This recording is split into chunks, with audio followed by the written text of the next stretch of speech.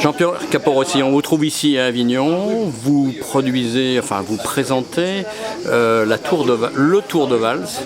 Alors dites-nous en 2 mots le Tour de Valse sans déflorer tout l'argument, puis on verra un petit peu après le parti pris. Alors, le Tour de Valse, c'est une bande dessinée qui porte donc ce nom.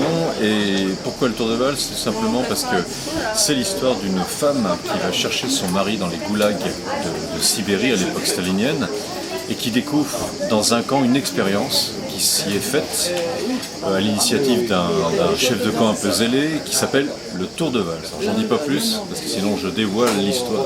Voilà. Alors justement, pourquoi cet alliage de la BD, de la musique et d'une certaine façon d'un environnement théâtral? Alors c'est Tony Canton, le violoniste, qui est directeur artistique du projet, qui a eu cette idée-là, qui s'est dit au départ, il y a beaucoup de ciné-concerts, il n'y a jamais de BD-concerts, comme il est fan de BD et moi également.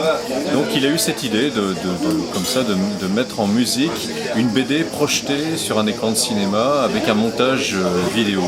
Ça c'est la base. La deuxième motivation, c'est qu'il est fan de BD historique et moi de même. Donc il s'est dit, je vais choisir une BD, d'une part en un seul volume pour pouvoir la présenter en un seul spectacle, d'autre part qui ne contiennent pas non plus trop de texte pour pas que le spectateur soit obligé de lire tout le temps, et qui traite d'une dimension historique. Donc on est tombé là-dessus, enfin c'est lui qui l'a déniché celle-là, on l'a lu tous les deux et on a été conquis tout de suite, première lecture, on l'a adopté. Alors il y a tout ce qu'on voit à l'écran, c'est-à-dire les bulles les unes après les autres, mais il y a aussi toute la partie musicale. Et là-dessus, alors c'est un véritable festival parce que à tous les deux, les instruments se succèdent, s'entremêlent. Alors, j'imagine que vous voulez savoir le pourquoi de tout ça, pourquoi on a choisi cette option-là musicalement. En fait, la BD se déroule à l'époque stalinienne. On s'est inspiré des compositeurs russes contemporains de Staline, en particulier Shostakovich. Shostakovich est une musique très mélodique, d'une part, et très orchestrale. Donc on s'est dit, à deux, il faut qu'on fasse un orchestre symphonique. Donc on s'est dit, on va s'entourer de d'un instrumentarium assez complet, d'un boucleur qui permet de superposer les parties de violon par exemple, d'un clavier, de 2 claviers qui permettent d'avoir vraiment le spectre des plus graves aux plus aigus. On va s'entourer de machines de percussion, on va s'entourer d'un thérémine qui est inventé par un russe, d'ailleurs Léon Thérémine.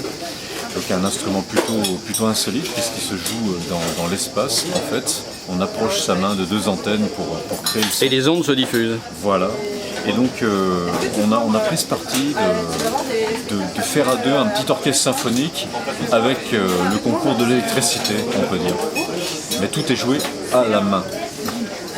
Ultime question, pourquoi avoir choisi la question du goulag, de cette période stalinienne, à un moment donné où on parle beaucoup quand même de la Russie sur l'échiquier international, et toujours des tensions avec la Crimée et l'Ukraine?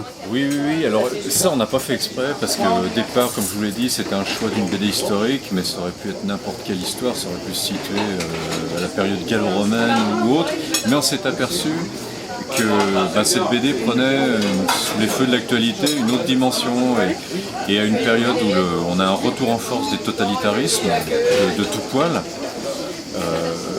elle prenait un sens.